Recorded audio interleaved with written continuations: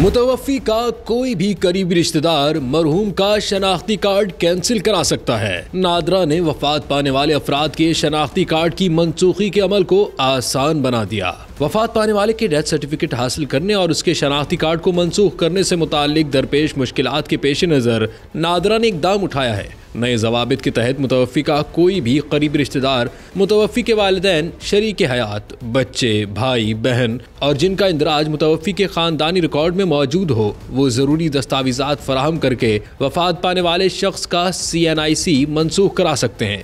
ज़रूरी या मतलूबा दस्तावेज़ात में मुतवफ़्फ़ी का असल शनाख्ती कार्ड या असल शनाख्ती कार्ड न होने की सूरत में शनाख्ती card number, union council, cantonment board या तहसील म्यूनिसिपल दफ्तर से जारी शुदा कंप्यूटराइज्ड डेथ सर्टिफिकेट और तदफीन का सर्टिफिकेट शामिल हैं।